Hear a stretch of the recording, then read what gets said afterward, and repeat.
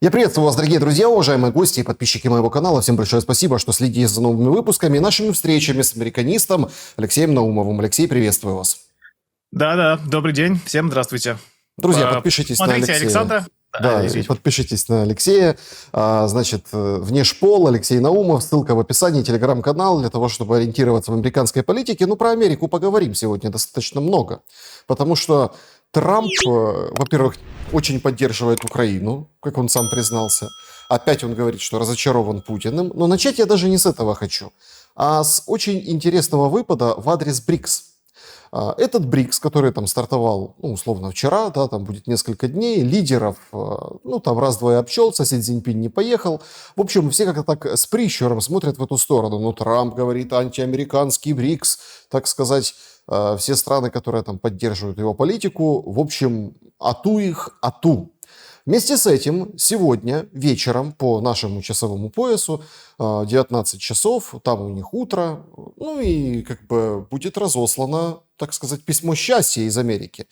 Пошлинное письмо счастья. То есть те, кто договорился с американцами по поводу торговли, тем разошлют договоры. А те, кто не договорился и как бы проигнорировал или в процессе, внимание, в том числе Европа, потому что там нет коннекта по вопросу торговых пошлин, получат процент, ну, тех самых пошлин.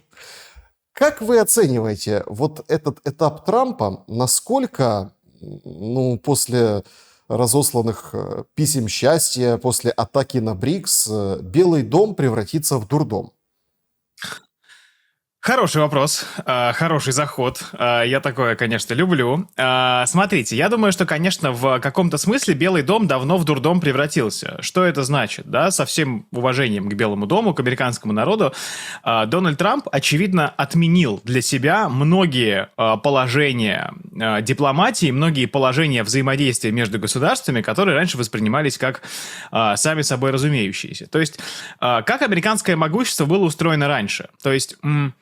Вот в антиамериканских кругах для нашей Восточной Европы, что называется, характерных, часто бытовало мнение, что вот американцы всем управляют, все контролируют, что звонит посол или приглашает к себе, значит, какой-то американский посол в посольство людей, и там их брифует. На самом деле, конечно, американское влияние, американское давление было всегда, но оно всегда было довольно изящным. Оно всегда работало так. Страны и политики сами понимали, что им нужно делать. Им никто методичек не рассылал. Они знали, как нужно ублажить, как нужно умаслить американского господина.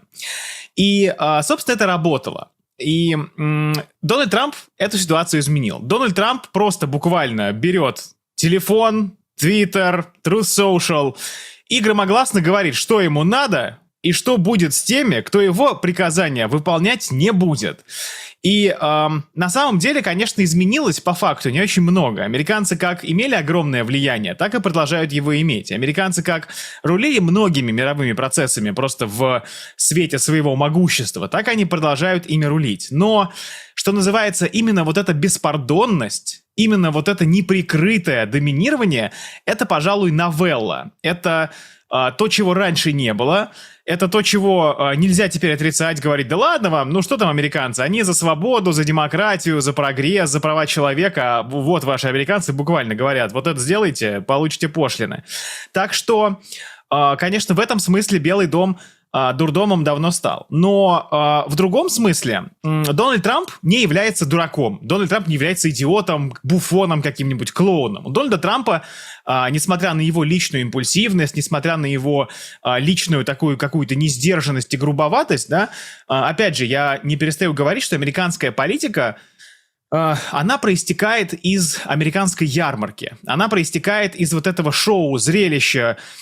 И Дональд Трамп вот именно такой политик. Но у него есть стратегия. Стратегия его заключается в том, что США, будучи могущественной страной, с его точки зрения самой могущественной в мире, теряет позиции на мировой арене. Растут конкуренты. Вот БРИКС, например, да, про БРИКС можем отдельно поговорить. Это, на самом деле, очень интересное объединение. Оно сегодня сталкивается с внутренним кризисом. Я вернусь к этому вопросу чуть позже, если вы позволите, если, собственно, направите наш разговор в это русло. И поднимаются другие конкуренты. Китай поднимается, Россия поднимается, Иран даже частично поднимается, да, страна, задавленная санкциями, а недавно и разбомбленная, в общем-то, выглядит вполне себе состоятельной. И ему, соответственно, необходимо максимально этот процесс обратить вспять. Для того, чтобы этот процесс обратить вспять, ему не жалко ничего. Вот он готов бомбить, готов использовать пошлины, готов жертвовать даже репутацией Соединенных Штатов. Особенностью вообще Соединенных Штатов за прошедшие десятилетия была именно вот эта огромная опора на репутацию.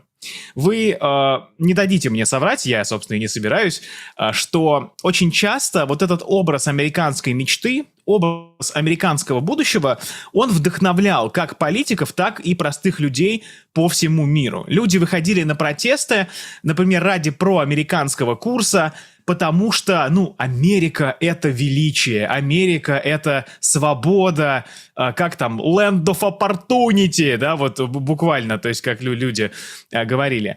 А Дональд Трамп пожертвовал всем этим, потому что, грубо говоря, ситуация стала выходить из-под контроля. То есть, знаете, вы ехали на красивом, удобном пассажирском поезде, а потом, значит, машинист поезда с рыжей шевелюрой рванул стоп-кран, и вы увидели, что на самом деле вы едете на старом угольном товарнике, что вы вас везут буквально там в вагоне для скота, и что вы скажете, то и вы и будете делать. Посмотрите, как унижается генеральный секретарь НАТО Марк Рютте. У него спрашивают: слушайте, а вы не слишком Трампу лизоблюдите-то? Он такой: да нет, вы что, если надо похвалить, надо хвалить. Трамп вообще величайший и всемогущий. Так что дурдом-то, конечно, дурдомом, но цели он свои выполняет. И я думаю, что он вот этой своей угрозой в адрес БРИКС своих целей в этом плане добьется. Я не думаю, что мы увидим мощнейшее усиление этого межгосударственного объединения, тем более, как я говорил, оно сталкивается с внутренним кризисом. Про кризис скажу буквально парой предложений, чтобы всем было интересно и никому не было скучно.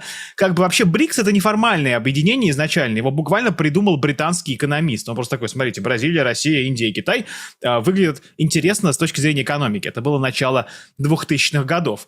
А потом Бразилия, Россия, Индия и Китай посмотрели и такие: неплохо, давайте мы политически попробуем объединиться. Но в чем противоречие? Россия и Китай считают, что БРИКС — это такая площадка, которая может дать альтернативу западным институтам объединения, западным межгосударственным форматам. Например, Бразилия и Индия, им как бы с западным форматом и так нормально. Индия, вон, с США связи настраивает. Бразилия тоже в целом нельзя назвать ее антиамериканской. Они вступили в БРИКС, чтобы удобно торговать с Россией, с Китаем, всегда иметь площадку для переговоров. А что это вы Си Цзиньпину звоните? Так у нас БРИКС, мы вот дела обсуждаем. И поэтому как бы единения внутри БРИКС сейчас нету. Тем более сейчас туда еще напустили довольно большое количество стран. Вот там Индонезия, Иран, Арабские Эмираты. Какие Арабские Эмираты будут в антиамериканской компашечке? Конечно же, не будут. Так что БРИКС сейчас расширился, переваривает вот это расширение. И в целом я не думаю, что будет активно антиамерикански как-то развиваться. Нет, и обратите внимание... Тут же вопрос не в том, что все прекрасно понимают. Такая история интересная очень, как вы вспомнили. Это как Украину придумал Ленин, так и БРИКС придумал британский экономист. Но по сути-то мы видим сейчас, да, по факту, что из себя представляет БРИКС. Неважно, антиамериканская или проамериканская. Там неважно, будет там своя валюта, условно, которую там Путин показывал, эту сувенирную 100 непонятно какой валюты, 100 бриксовку вот эту, помните, на прошлом саммите. Да. Главное, что Трамп ее воспринимает враждебно. Вот какой интересный поворот, понимаете? То есть тут не важно, что, по сути, не важно, кто ты есть, важно, что о тебе скажут. Вот Трамп четко атакует БРИКС, понимаете? Я вот здесь хотел бы как бы на полшага немножко и в контексте БРИКС. Так смотрите, Алексей, тут же тоже очень интересный момент. Значит, вы так вот пробежали, как бы перескочили эту кочку, но она принципиально важна. По поводу вагона для скота, по поводу старого паровоза, а не там новой хай-тек, железной там стрелы какой-то, да, железной дороги. Так а с какими такими проблемами сталкивается Трамп и Америка, что действия, заявления, позиции Трампа, простите, имеют под основу. То есть не просто шум и там цыганский гипноз, а реальный прагматизм, о котором вы так сказали. Так подождите, что там Америка загибается, что так себя бесшабашно ведет Трамп. Но с другой стороны, опять я накидываю сюда поворот сюжетный. Если так все плохо, что себя ведет так Трамп, то, может, смысл в БРИКС и есть? Ну, смотрите, да, радуемся упоминанию слова «шум» на вашем канале. Так вот, смотрите, да, безусловно, основа под этим есть. Не нужно считать, что Запад загибается, Америка умирает и вот-вот развалится. Как шутили, опять же, в советское время, Запад загнивает, но почему так вкусно пахнет? Все-таки у США есть проблемы. У США есть проблемы, например, с инфраструктурой, которая буквально разваливается. Мосты, дороги. Ну вот, понимаете, наверное, многие наши зрители там или были в Нью-Йорке, в городе самом, да, Нью-Йорк-Сити, или смотрели какие-то видео, правда, ужасные разваливающиеся дороги там, внутри города. Реально в Сан-Франциско заходишь в автобус, на тебя, нападают бомжи. То есть, как бы, это на самом деле... Мы не очень представляем вот в нашей повседневной жизни, как живут американцы. Опять же, в какой-то вот такой бытовой истории. Например, знаете, я сам видел в Сан-Франциско машину, которая, значит, была припаркована, и вот сбоку на вот стекле, которое вот около водителя, боковое, там была бумажка, и там было написано: пожалуйста, не разбивайте стекло и не воруйте ничего, я школьный учитель, у меня ничего нет. То есть это как бы важный бытовой момент, но есть и моменты вполне себе системные. То есть, например, растущий государственный долг. И тоже уже принято смеяться, ха-ха-ха, США, госдолг, да все у них нормально. Но не все нормально. Мы видим, как буквально вопрос государственного долга раскалывает высшие этажи американской власти. И Илон Маск, собственно, объявил вот этот крестовый поход против Дональда Трампа именно потому, что Трамп, вопреки своим обещаниям, не стал обращать внимание на растущий госдолг. Здравоохранение в США. Тоже это же притча во языцах. Не мне вам рассказывать, как в США плохо с системой здравоохранения для людей, у которых нету страховки от работы. То есть у людей уже и так довольно успешных, которые вполне возможно бы смогли бы и заплатить за лечение из кармана. Насилие в городах как бы США не очень безопасно. Система образования США тоже вовсе не такая легендарная, какой была раньше. И вот эти процессы внутри США. Есть и процессы снаружи. Государства, которые раньше, что называется, из вагона второго класса не грозили машинисту в локомотиве, сейчас начинают грозить. Государства второго порядка становятся все более влиятельными и все более сильными.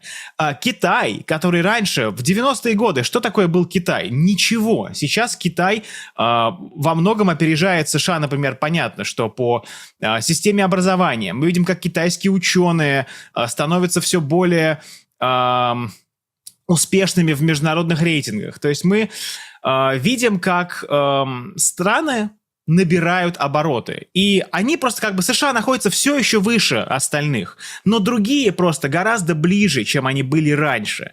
И, соответственно, Америку это беспокоит, США это беспокоит. Смотрите, что происходит в США с индустрией, да, то есть с промышленностью. Вот им, буквально пример. Захотели они произвести даже боеприпасы для Украины. И то, на самом деле, возможности наращивания промышленных мощностей очень ограничены. Все выведено в страны третьего мира, так называемые, все куда-то в Китае все делается, а в Америке и в Европейском Союзе мало что делается уже. И вот эта история, конечно, тревожит Дональда Трампа. Если раньше был двуполярный мир, что сказали в Москве или в Вашингтоне, то, значит, берут под козырек и исполняют, в зависимости от того, вы в соцлагере или в кап-лагере, то сейчас Америку как бы так уже воспринимают не очень, честно говоря, с большим уважением. Но Дональд Трамп говорит: а какого черта? Мы будем все это исправлять, и мы будем все имеющиеся у нас инструменты, экономические, тарифы, военные, армия, дипломатические, госдеп, использовать на полную катушку. И нам плевать, что вы про нас скажете и как вы про нас подумаете. Мы сильные, и мы будем действовать как сильные. Вот что говорит Дональд Трамп. И вы справедливо сказали, что важно, как воспринимается, БРИКС воспринимается Трампом как угроза. Но Для Дональда Трампа также важно не только одерживать победы реальные, но и выглядеть победителем. Вот он рявкнул на БРИКС, все его эти сторонники такие: вот, правильно, наш слоняра, значит, вот этих посадил там глобальный южан. Ну, по факту понятное дело, что БРИКС будет существовать, и трамповский окрик нужен ему и с репутационной точки зрения тоже. По поводу Маска вы упомянули. Так его партия, вот эта третья сила. Понятно, что там смеется Трамп. Вообще, конечно, там комментирует очень жестко то, что Бессент говорит: занимайся бизнесом, не лезь никуда. Трамп говорит, что он решил поиграться. То есть там... Но на самом деле, как вам кажется, есть перспективы у Маска на этом поприще? Ведь по большому счету, и так если разобраться, Маск, конечно, был пристегнут к Трампу. Сейчас отстегнулся с этими скандалами, в том числе большой красивый биль, который приняли. В пух и прах разбивает бизнесмен Илон Маск. Да, и, понятно, тут замешано не только понижение налогов, хотя вокруг этого крутятся все статьи. Тут именно прежде всего размер госдолга, о чем вы тоже упомянули. Принципиально важный пункт. Однако Маск, как человек, который смотрит в будущее, человек, который несет будущее, по крайней мере, такой стереотип восприятия Маска у всего мира, он вообще способен разбавить третьи силы республиканцев и демократов? Вообще, конечно, почему в США двухпартийная система? Потому что так сложилось, и создать третью партию на самом деле довольно сложно. В чем проблема? В США регистрация партий и вообще партийная деятельность – это не про федеральный уровень во многом. Это про уровень штатов. То есть у вас есть партия, которая должна в 50 штатах что-то делать. И это довольно сложно. Например, смотрите, вот в Калифорнии вы хотите, значит, зарегистрировать свою партию. Вам нужно набрать 73 тысячи подписей людей, которые за другую партию, значит, не вписываются, и вам нужно на выборах в штате показывать результат там минимум 5%, иначе эту регистрацию отзовут буквально там через 4 года. И, соответственно, чтобы вам работать в качестве партии, вам нужно постоянно внутри штата участвовать там в местных окружных выборах, там, значит, пытаться назначить своих судей, в школьные советы, как-то проникать и так далее. То есть вам необходимо буквально работать в 50 разных штатах по совершенно разным законам. В Техасе, например, там, по-моему, 81 тысяча подписей требуется. И тоже нужно показывать результаты по внутри штата, понимаете? То есть внутри штата нужно показать уже какой-то результат. А вы, может быть, хотите не внутри штата что-то показать, а какого-нибудь президента выбрать. Ну, нет, извините, президента вам выбирать не дадут. Совершенно там людоедские законы по проверке этих подписей. Это все правила из 19 века, когда подписи собирали на ярмарках, буквально, да, возвращаемся к вопросу о ярмарочной американской политике. Например, вот вы... У каждого сборщика свой отдельный, значит, фолиантик, в нем все должно быть пронумеровано, и не дай бог вы исправите там 2 на 3, зачеркнете, выкинут к чертовой матери весь лист. И будут, знаете, там в чем проблема еще, например, в Нью-Йорке самая частая причина съема кандидатов. Подписной лист скреплен не нитками, не прошит, а скрепками скреплен. Выкидывают к чертовой матери весь подписной лист. И если листочки не по порядку лежат, тоже выкидывают все эти ваши листочки.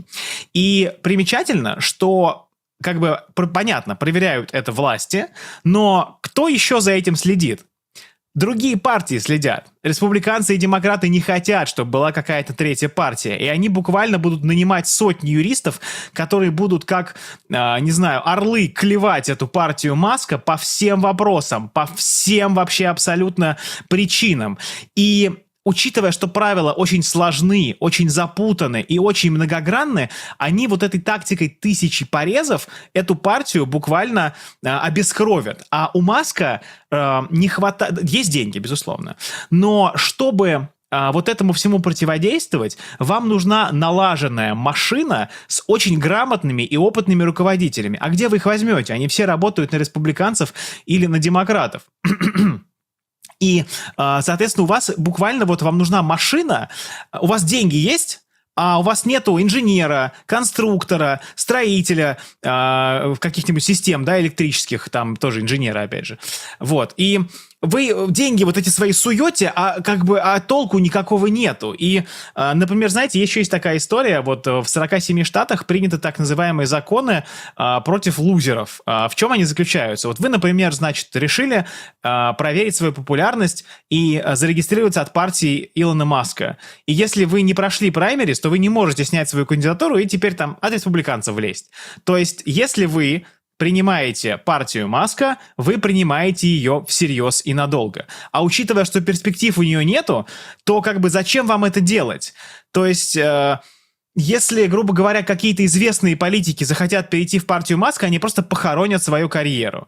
И, наконец, если мы говорим про федеральный уровень, да, чтобы быть допущенным к дебатам президентским, нужно показать результат в 15% в 5 крупных опросах. А если вас нет в дебатах, вас нет в телевизоре, ну и, честно говоря, никому вы и не нужны. Дальше все эти законы по финансированию партий. Там есть лимиты на количество денег, которые может пожертвовать один Илон Маск. Есть способы все это обойти, но, опять же, вам нужна огромная машина с квалифицированными людьми. Так что я думаю, как на самом деле может работать партия Илона Маска. Скорее всего, это будет какое-то общественное объединение, просто единомышленников, которые будут поддерживать тех или иных политиков в рамках уже действующей партии. Вот у вас республиканцы, например, проводят праймерис где-то, и вы видите, так, а вот этот человек выступает против повышения потолка госдолга. Вот ему пожертвование, вот ему какое-то, значит, воспомоществование. И наоборот, среди демократов, например, да, а кто из них занимает более выгодную позицию для Илона Маска? Вот его-то мы и поддержим. Так что, я думаю, такого рода объединение возможно, но американская политическая система настолько ригидна, да, жестка и настолько заточена под вот этот вот двухпартийный консенсус, что, в общем-то, я не думаю, что есть здесь какое-то пространство для взаимодействия. Плюс в США партии — это большие тенты, так называемые. У вас среди демократов есть и социалисты, и какие-то близкие там почти уже к республиканцам люди. И среди республиканцев у вас есть пацифисты, почвенники, консерваторы, а есть неоконы, вроде неоконсерваторы, опять же, да, такие, которые бомбить всех врагов. Я Линдси Грэм, я безумен, держите меня семеро. Ну, вот что-то такое. Алексей, перейдем к Украине и к вопросам поддержки. Слушайте, ну, понятно, немножко умиляет Келлог, да, который описывает разговор Трампа и Зеленского и говорит о том, что вот какой был милый Зеленский, там, молодежь пожалел пострадавших от наводнения в Техасе.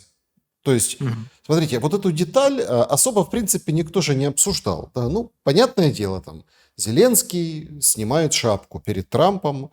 Да? Ну, тут после Рютта, конечно, сложно чем-то удивить. Все шапки сняты уже там, да. Ну, понимаете, то есть, ну, сложно чем-то удивить. И, понятное дело, там, поклоны не поясные, а земные. Ну, ладно. Но тут же возникает очень интересное как бы продолжение истории. Проходит новость о том, что BlackRock отказывается искать инвесторов для восстановления Украины, фонда восстановления Украины, потому что вообще непонятно, чем дело закончится. Ну, то есть, нет, фонд как бы есть как бы эта тема восстановления Украины, есть вот эти все перспективы, очень удачная штука, да, вот всегда можно пополнять фонд на какое-то будущее, да, с какого-то будущего, там чего-то брать, где-то чего-то делать. Ну, то есть, абсолютно, давайте так откровенно, без экивоков, абсолютно такая финансовая операция. Ну, я не буду говорить отмыв денег, потому что это все-таки что-то незаконное, но это чисто финансовый какой-то инструмент для каких-то целей. И вот они его создают. И в Рим, ну, вот этот Рим, собрание, да, там уже пишут о том, что Франция хочет перехватить инициативу, там, типа у BlackRock. И там состоится конференция по восстановлению. И туда едет Келлог. Вот 10-11 числа. Там будет Зеленский, Мерц, понятно, Мелани, в общем, лидеры европейские и Келлог. Вы знаете, я вот не могу немного понять определенной логики, есть ли она здесь и в чем заключается. Сейчас массированные удары шахедами, ну или геранями, да, герани, шахеды, в общем, дронами Россия бьет по Украине. Попадают в здание ТЦК целенаправленно. Ну, по большому счету, давайте уже так, попадают туда, куда хотят. Ну, иногда там сбивают с курсов и, скажем так, какие-то разрушения их обильно показывают. То есть, когда люди живут на какой-то территории и говорят, смотрите, у нас тут фабрика и завод, это люди просто рассказывают. И там было 16 прилетов, 16 в один объект. Да? Там уничтожается все. Причем там все прекрасно знали, что там лепили или там собирали на этом, ну, местные, которые люди, да, там речь идет там Киевская, Житомирская область, люди просто рассказывают. И говорит, это свидетельство того, что как бы идет четкая отработка вот этих разных объектов. Не без эксцессов, не без попаданий по жилому сектору, ну понятно, потому что объекты иногда в жилом секторе. О каком, простите, восстановлении в момент, а сейчас момент абсолютного пика вот этих ударов. То есть сейчас момент пика разрушений. Производства, каких-то мощностей, потому что люди, понятное дело, там Россия срисовала какой-то заводик или цех, да, что там в этом цеху, а какая разница, этот цех, он что-то делает, вполне себе сойдет за военный объект, и четко прямой наводкой разбивает. Так а что восстанавливать? Куда едет Келлог? Что просит Зеленский? О каком восстановлении мы говорим, если ничего не закончилось? Очень хороший вопрос. Надеюсь, наши зрители на территории Украины зададут эти вопросы, соответственно, политикам. Хотя понятно, что политическая система украинская ныне не очень предполагает обратной связи. Смотрите, да, это была интересная история. Я вот тоже посмотрел список американских бизнесменов, американских компаний, которые участвовали вот в этом круглом столе, где был этот руководитель американо-украинской вот этого бизнес-объединения, какой-то Макдональдс, Филипп Моррис. Ребят, вы войну проигрываете. Как бы что с лицом? Что вы делаете вообще? Какой Макдональдс? Какой Филипп Моррис? Понимаете, интересная история. Как будто Украина выигрывает, значит, весь этот конфликт, и уже готовится сейчас, вот мы тут раздадим жирные государственные контракты на освоение территорий, на восстановление заводов, фабрик, и удивительно наблюдать за этим со стороны. То есть, понимаете, с одной стороны, значит, Владимир Зеленский говорит, что нам не хватает противоракет, срочно дайте нам Патриоты, Насамсы, Аресте и так далее, а с другой говорит, вот, давайте Макдональдсы будем открывать. Это удивительная на самом деле история, наверное, возможная только в нашем вот этом информационном обществе. Когда вам нужно, с одной стороны, показывать какой-то образ будущего, а у вас на самом деле как бы вообще суп с будущим-то большие вопросы. Непонятно, что будет дальше. Есть такая поговорка, ну, вернее, образ такой довольно, конечно, вульгарный про переставление кроватей в борделе во время пожара. И как бы что-то такое приходит, честно говоря, на ум, потому что ты как бы, ну, подходишь к анализу этой истории с вот такой совсем холодной логикой, да, аналитик не предполагает эмоциональной оценки, она предполагает буквально вот там А, Б, С, вывод Д, да, понятно. И здесь как бы понятно, для чего это делается. Да? Это делается для того, чтобы проецировать образ победной Украины, показывать прекрасное будущее. Уже восстановление, в каких границах вы там вообще будете, непонятно, еще уже восстановление рассчитывают. Показать, вот что за вот этой вот нескончаемой пучиной боевых действий есть что-то. Привлечь каких-то доверчивых бизнесменов, привлечь у них деньги, привлечь инвестиции, показать украинцам, смотрите, блин, Макдональдс к нам зайдет максимально, Филипп Моррис тут сигареты свои будет делать, проклятые. И, но как бы фактически за этим логики нет. То есть ширма есть, ширма красивая, возможно, какие-то дурачки деньги вложат, но когда речь заходит о реальных, что называется, больших ребятах, вот понятно, что BlackRock такой, как бы, извините, ребят, как бы не очень понятно, нету интереса нормальных инвесторов, нету интереса у серьезных бизнесменов. Но в это время, значит, Зеленский там показывает какие-то пасы руками, смотрите, вот у нас то, вот у нас все, ну и кто-то, наверное, на это клюнет. Но справедливо, что за этим на самом деле нету, конечно, никакой такой именно фактической бизнес-логики. Когда у вас непонятен состав территорий, когда у вас непонятен политический режим и его будущее, когда у вас непонятно, собственно, сколько людей у вас будет жить, работать, кто вернется, в каких домах, где это будет строиться, как у вас рабочей силы дела обстоят, переписи нужны на самом же деле, да, чтобы это понимать, то, конечно, ни о каком восстановлении речи идти не может. Красивая ширма при отсутствии, собственно, какой-то конкретики. Конкретика зато вот интересная есть даже и по военным деталям. Я тут недавно посмотрел график производства тех самых ракет, которые просит Зеленский, тех самых снарядов. И, например, тут тоже ничего интересного не складывается, но я думаю, что мы военную историю с вами затронем, когда вы, соответственно, посчитаете это нужным. Мне тоже есть что рассказать на этот счет. Ну, смотрите, это как раз очень интересный момент. Я хочу зайти в военную историю. Ну, опять, я понимаю, да, что вы не с генеральскими погонами, не с какими-то там, я не знаю, звездами, но это требует определенного и политического анализа. 3,5 года по ТЦК, ну или там военкоматам никто не бил. Более того, складывается какая-то вот такая странная картина. Ну, то есть, понятное дело, что ТЦК, это как вот герб России, двуглавый орел на самом деле. Одна сторона работы ТЦК – это с людьми гражданскими, ну, понятно, мобилизация, там, отсрочки, бронирование, отлов людей на улицах, оформление, выписывание билетов и, так сказать, в светлое будущее, на фронт, да, на учебку и на фронт. Это как бы одна сторона. Но вторая сторона – это работа там с ранеными, ну, короче, работа с военными.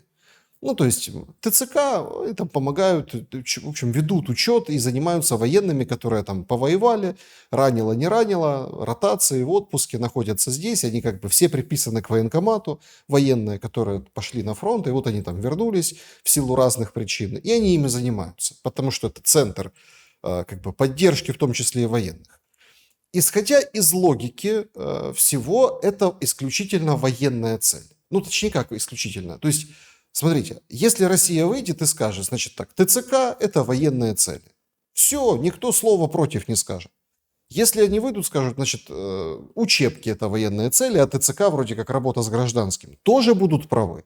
Но понадобилось 3,5 года, чтобы эти удары стали возможным. Сегодня прилет в Запорожском ТЦК, в Харьковском ТЦК, вчера Кременчуг, раньше Полтава. Короче, это начинается уже, скажем так, история, ну, прям отработки этих зданий. В Виннице, говорят, сложная ситуация, опасно. Мы переезжаем. Вот по этому адресу. И ты же не спрячешь ТЦК, потому что человеку, любому, там, да, гражданскому, который связан в этой системе, ему надо куда-то прийти, поставить отметку. Я не беру там коррупцию, эту всю ужас, весь ТЦК. Я чисто такой, гражданский такой момент. Там, ты не можешь переехать там, с квартиры на квартиру. Тебе нужно прийти в ТЦК и, собственно, стать на учет туда, куда ты переехал. То есть абсолютно гражданская штука. И они не могут скрываться, они не могут быть в подвале, подпольно. Но Россия принимает это решение ударов по этим зданиям только сейчас. Какая цель?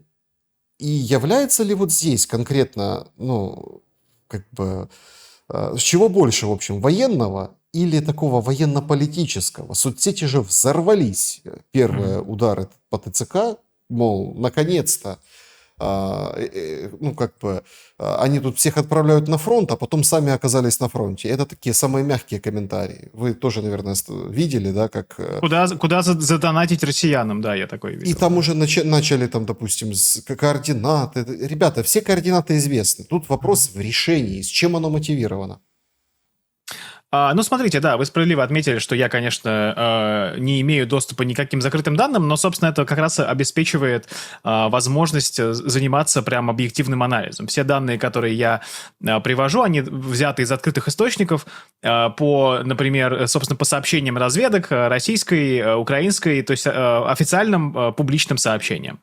Безусловно, мы видим, что, похоже, действительно принято решение о том, что территориальные центры комплектования являются легитимными военными целями. Очевидно, что это те центры, которые буквально питают вооруженные силы Украины новыми новобранцами, да, новыми рекрутами-солдатами. И понятно, что логика в этом есть.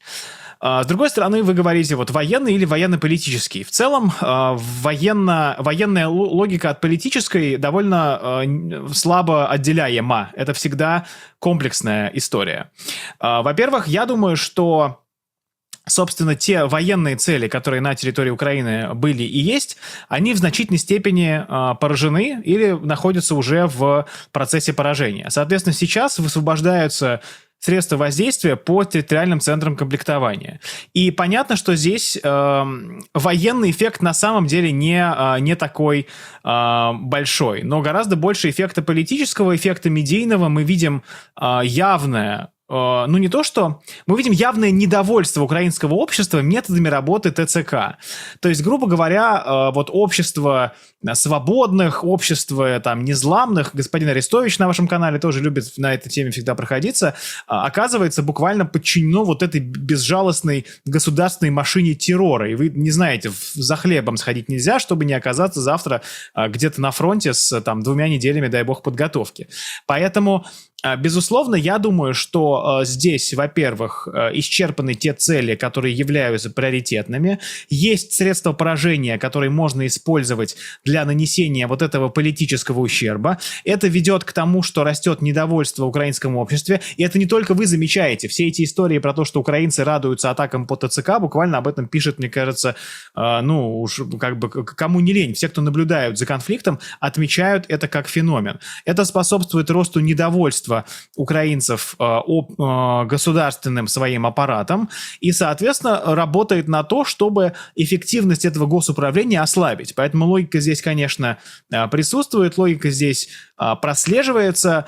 Не думаю, что какого-то конкретного военного эффекта эта вся история окажет, но давайте вспомним, что у нас на самом деле идет война на истощение, а война на истощение – это та история, когда эффект накапливается, а потом у вас, не знаю, или рушится фронт, или, соответственно, рушится система государственного управления, которая приводит к коллапсу армии. Так что я думаю, здесь, грубо говоря, для достижения вот этих целей все средства работают. Мы видим, что и Украина тоже переходит к этой тактике.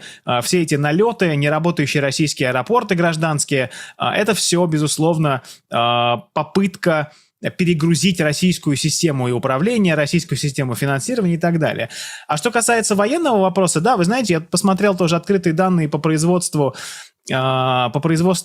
противоракет американских, и мы видим, что, смотрите, Россия производит достаточное количество боеприпасов для продолжения своей кампании по давлению на украинское руководство. То есть мы, понимаете, вот каждые 3 дня мы слышим вот эту одну и ту же фразу. Самый крупный авианалет с начала конфликта. И этих самых крупных авианалетов было уже, наверное, десяток. То есть, соответственно... Будет тоже, да.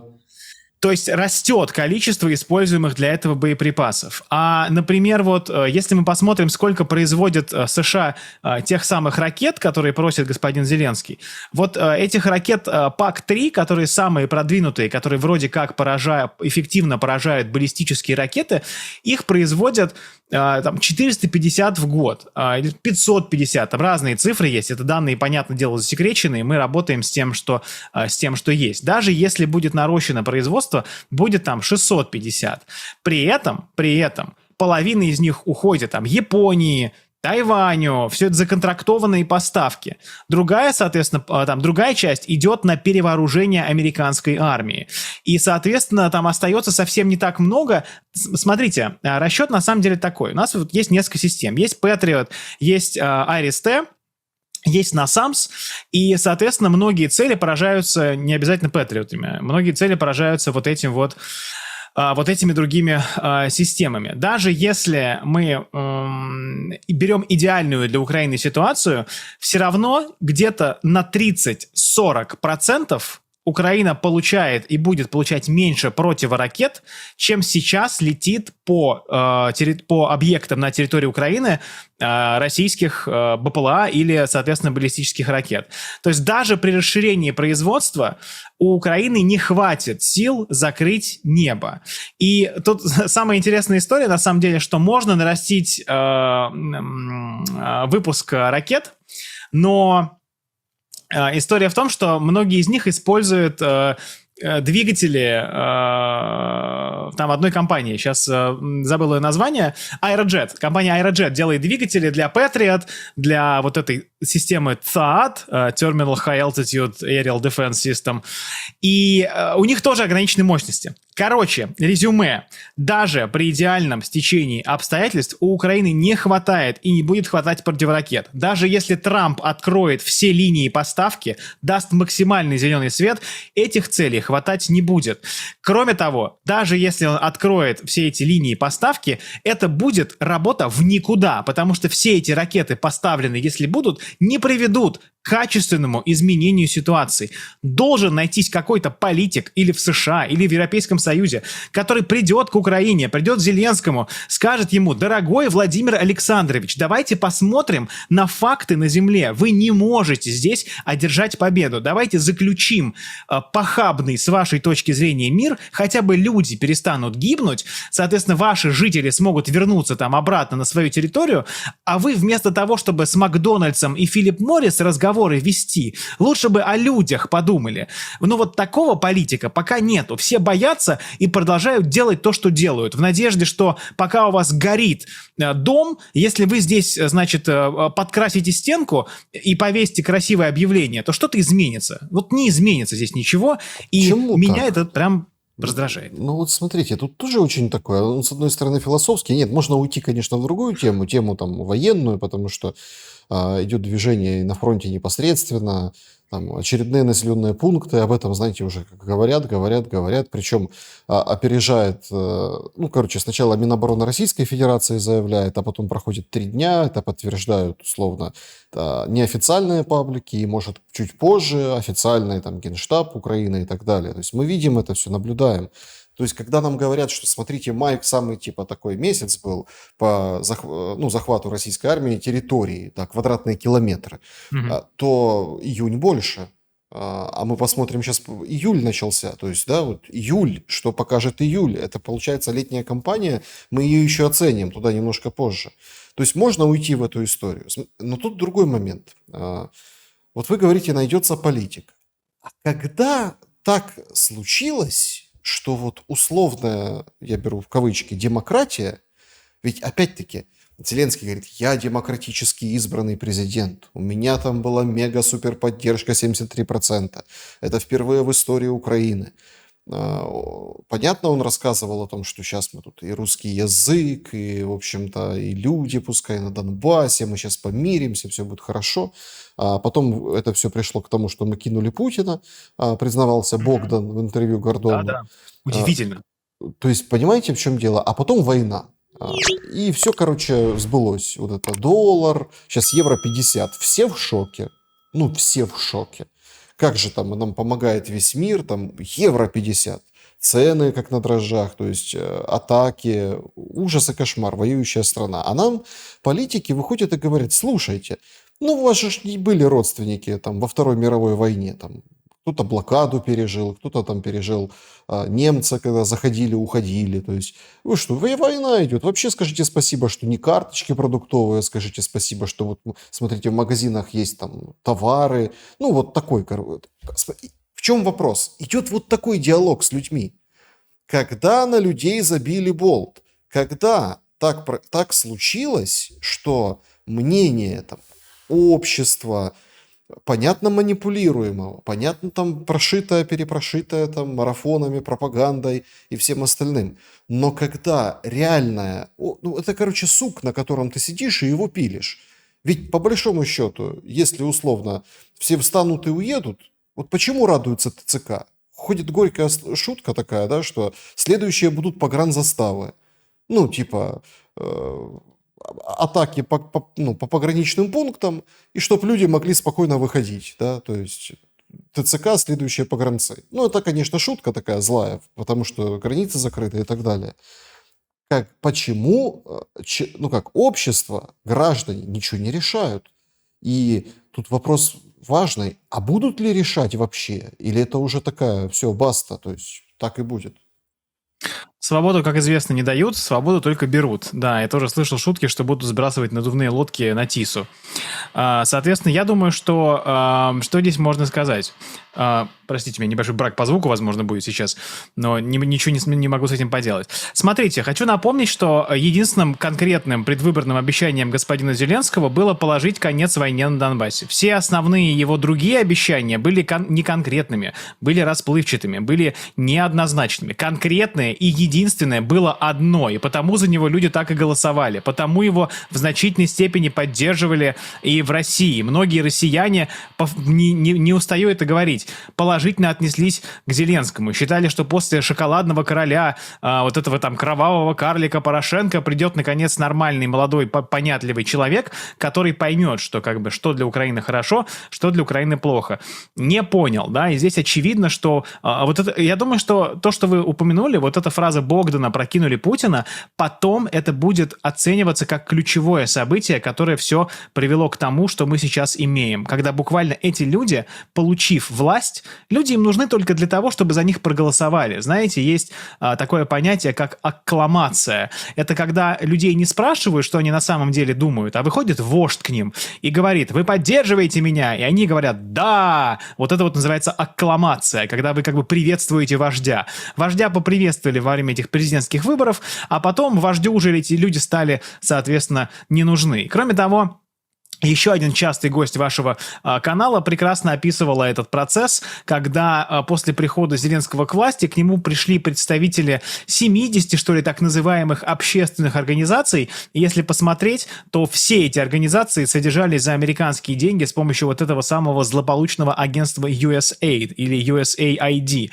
по-разному его называют. И ему сказали, что мы гражданское общество, и у нас есть ультиматум к тебе. Не вздумай идти на серьезные переговоры с Россией. Не вздумай ничего ей уступать, не вздумай никаких компромиссов, потому что мы гражданское общество, а те люди, которые за тебя голосовали, это просто статисты. И вот, по сути, став заложником своих вот этих приближенных, став заложником вот этих на американские деньги собранных людей, Зеленский или сам сдался и полностью принял вот эту позицию, согласно которой как бы он поверил в их идеи как в свои, или всерьез на самом деле, то есть он или сам в это искренне поверил, или просто сдался. Но разницы здесь на самом деле нету. Он как политик несет ответственность за то, что происходит со страной.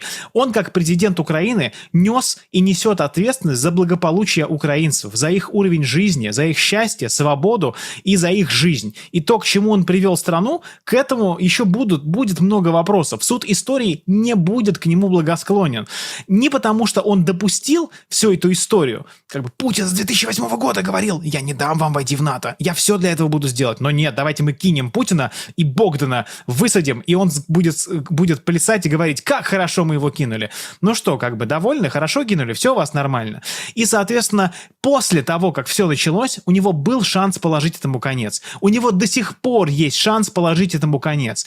И пойти на те условия, которые предлагает Россия, которые, конечно, неприятные, но максимально приятные в имеющихся реалиях. Но он продолжает говорить с Макдональдсом вместо того, чтобы взять на себя ответственность. Сильный политик отличается от слабого тем, что он может взять на себя политическую ответственность и пойти на непопулярные шаги ради будущего, ради места в истории, ради людей. Зеленский таким политиком сегодня, к сожалению, для наших народов не является, потому что если бы он им являлся, давно бы все уже закончилось, и люди могли бы, собственно, восстанавливать свои дома, строить новую жизнь и Макдональдсы, черт возьми, новые открывать. Ну, тут понимаете, какая еще история? Так а что за условия? Получается, без боя вывести войска за пределы Херсонской, Запорожской области. Ну, это я опираюсь на меморандум, да, вот эти меморандумные вещи Стамбула. Ну, скажем, ну и поехали там дальше. Внеблоковость, русский язык там и так далее, преследование, утеснение. На самом деле, ведь, ну, понятно, там, меня тоже, кстати, критикуют мои же подписчики, говорят, что там шелест, что-то там юлишь, туда-сюда. Но по сути, ведь можно же договариваться, можно же играть, они же пытались играть эту тему, да, с 2019 года, когда вот это произошел этот кидок и дальше. Типа, что сначала, граница или выборы на Донбассе, имеется в виду. Точно так же и здесь, можно же там, и об этом были сигналы из Москвы. Были сигналы. Лавров четкий давал сигнал. Слушайте, если вы готовы, да, ну, там, отмените про язык, например. Ну вот, просто отмените. Вот у вас есть законодательство, вы отменили там раз и все. И мы тогда увидим, что ага, вы типа готовы. Это шаг навстречу. Из маленьких шагов навстречу делается вот эта дипломатия. Но у нас получается минимальные требования выставляются как, ну, такие вообще недостижимые. Ну, не может Зеленский взять и вывести войска из областного центра Запорожья, например, или из Херсона. Взять и уйти вот это с правого берега. Ну, чтобы условно туда зашли россияне. Там есть комплекс компромиссов, выписанный там в Стамбуле. Там идет привязка к выборам следующим. Ну, вот. То есть полное исполнение, и потом к выборам, а дальше там чего-то, в общем, чего-то дальше договариваться с новыми. Сейчас такая ситуация, что это невозможно. Ну, то есть, давайте так я еще сформулирую мысль, чтобы было яснее и понятнее. То есть, Зеленский не может отдать приказ войскам отступать. Они вряд ли отступят. Они, ну, Рубилово, Месилово такое. Зеленский может единственное, что сделать, ну, таким каким-то образом, ну, чтобы, условно, россияне сами навоевались до тех пор, до которых они там хотят. Ну, вот, условно, сами поменяли мнение, там, остановиться по линии, а не освобождать, в их понимании, в конституционном российском, да, то есть все территории.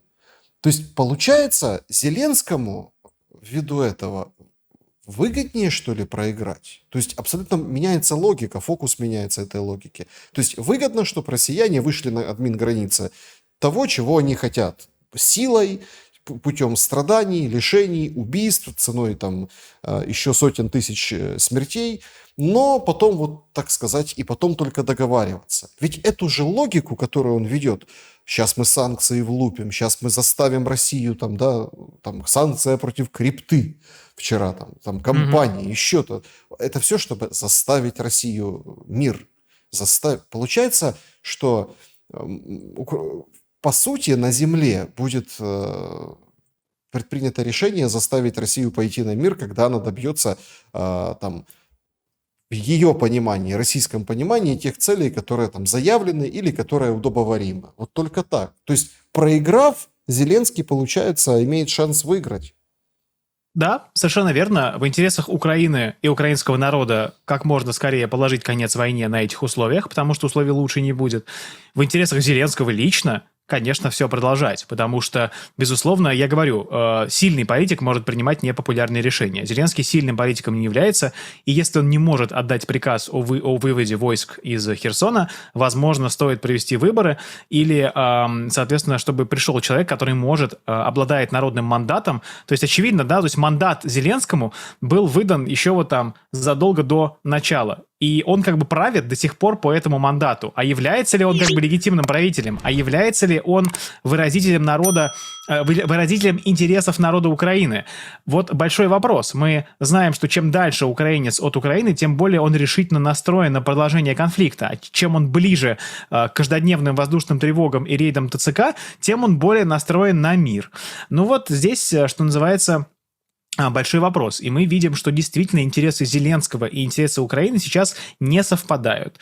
И мы поэтому продолжаем эту логику военного конфликта. Вот вы говорите, невозможно отдать России Херсон. Ну, значит, возможно продолжать убивать о российское оружие, украинское будущее, украинский генофонд. Ну, то есть, понимаете, в политике выбор никогда не является хорошим или плохим. Это не выбор из меню. У вас есть как бы только несколько вариантов развития событий. Если вы не идете на те условия, которые предлагает Россия, значит, вы делаете выбор в пользу второго варианта, то есть продолжения военного конфликта, который по всем, мне кажется, объективным оценкам не имеет шансов закончиться вашей победой. То есть отсутствие действия – это тоже выбор. Отказываясь идти на условия России, вы выбираете войну.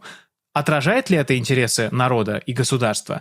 Ну, вот это вопрос к украинцам. Мое мнение здесь понятно, что необходимо заключать мирное соглашение, потому что дальше хуже будет всем. Россия тоже не испытывает большого экстаза от продолжения этих боевых действий. Тоже люди гибнут, и экономике тоже приходится непросто. Но, соответственно, решение здесь как бы принято, и оно будет продолжаться дальше. Россия имеет возможность дальше вести военную кампанию, которая с каждым днем ее к победе победе приближает. Да, можно говорить, что приближает не так быстро, что не так эффективно эти боевые действия идут, но они идут. И те карты, про которые вы рассказывали, они продолжают оставаться актуальными. Сейчас вот вокруг Покровска, да, мы видим, как замыкается вот этот вот котел. На что рассчитывает Украина? Мне, честно говоря, мало у меня здесь понимания. А вот на что рассчитывает Зеленский, я прекрасно понимаю. Продолжение войны обеспечивает ему поддержку, обеспечивает функционирование его государственной власти, обеспечивает постоянный вот этот приток Макдональдсов и Филипп Моррисов и, соответственно, обеспечивает сохранение его как руководителя этого режима, чью легитимность уже давно никто не проверял. Вот вопрос, как мы видим, как расходятся интересы человека, который страной руководит, и народа, которым он руководит. И жалко, что вот этот вот блестящий иллюстративный пример связан с жертвами с обеих сторон. Вот что мне есть сказать. Нет, это безусловно правильно, но вы же видите как.